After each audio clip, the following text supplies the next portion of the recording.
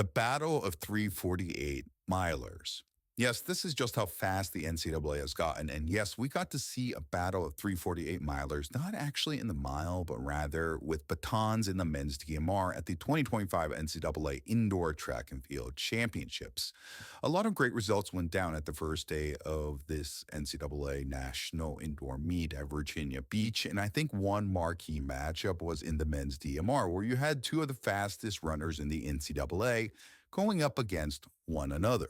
One was Ethan Strand, who ran super fast times earlier this indoor season, including a 7:33K and 3:48 mile. Indoors, going up against him in the anchor leg will be Gary Martin, also a 3:48 miler indoors. These ACC schools would probably be going up against each other in the final leg for the win, but first they had to get there, and that involved a 1200 opening leg. Here, UNC decided to go with Parker Wolf. Actually, Wolf ran the DMR at ACC's where he had a photo finish with George Cotty of Virginia Tech. Here, though, he wouldn't be on the anchor, but rather in the first leg. And Wolf may not have posted as fast of a mile result this indoor season as Strand, but he's certainly shown he has a lot of speed, including a 7:33K performance earlier this indoor season. Wolf will go up against the best DMR runners across the NCAA, and it would actually be Oregon leading things off with a great opening leg from Thomas Palfrey.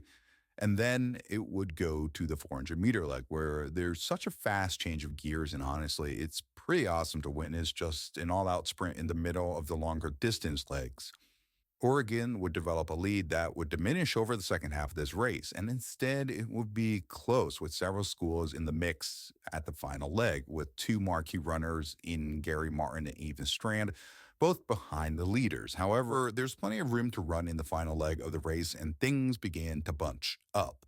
Strand decided to really make a push for home with 2 laps to go, and with 2 more 200-meter circuits to complete, Strand would try to gap the entire field. However, Gary Martin of Virginia, a runner that finished behind the kick of Strand at the ACC 5Ks, would this time find a way to stay with Strand and eventually go around him. It was the fast final split from both athletes, with Strand going 3:49 and Martin going 3:48 for the 1600-meter anchor leg. 54-7, closing 400 meters.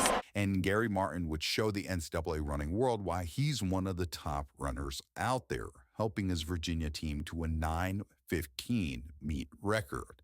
And these two would go up against each other in the 3K, something I'll cover in my next video. But this wasn't the only action going on in the NCAA Indoor Track and Field Championships on the first day of racing, as although it's not quite like outdoors, it's still a national championship event, and with one runner that had a great cross-country season but wouldn't finish at the front at NCAA Nationals, Brian Musau ran what was an impressive 5K indoor victory at the NCAA National Championships. So it'll be interesting to see if he can maintain that form shifting to outdoor season, but this was still a big victory as he would finish ahead of Hoptum Samuel, someone who finished second at Cross Country Nationals. This was a really great kick from Musau, as even though he didn't have the inside, he was able to find a way around Samuel.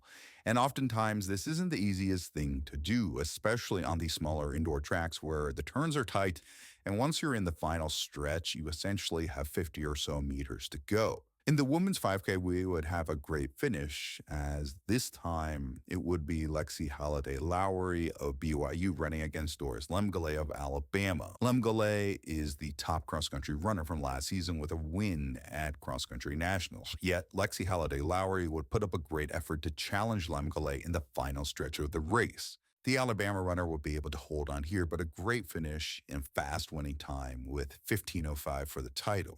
I also want to talk about the women's DMR, as here BYU would put up a great performance. After a team title at Cross Country Nationals, they would follow up with an indoor national title in the women's DMR. And this would not be without competition, as Oregon had a squad with an anchor in the NCAA mile record holder, Silan Ayildiz. one of the top runners in the NCAA with a 4:23 indoor mile this year. Iotas will get the baton with a lead, and while this does seem like an advantage, it's not always the easiest to maintain. Front running the entire distance with a gap on the field isn't always that easy, and several schools would catch Oregon, including BYU with Riley Chamberlain, who would make a move to go past the NCAA mile record holder and win with what was a great finishing lap.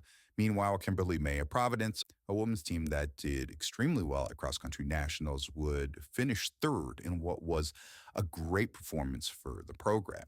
Overall, it was a great first day of racing at the NCAA Indoor National Championships, and I'm sure there will be a lot more great racing to follow in the second day. While indoors isn't quite like outdoors, different races, different distances for certain events, the distance of laps on the track are not the same. It's still interesting, and some of these races are great to watch. If you enjoyed coverage, I'll try to do part 2 of the NCAA Indoor National Championships, going over big events like the 3K and other things this video may not have covered, such as sprint stuff and more. Thanks for watching, and I'll catch you all later.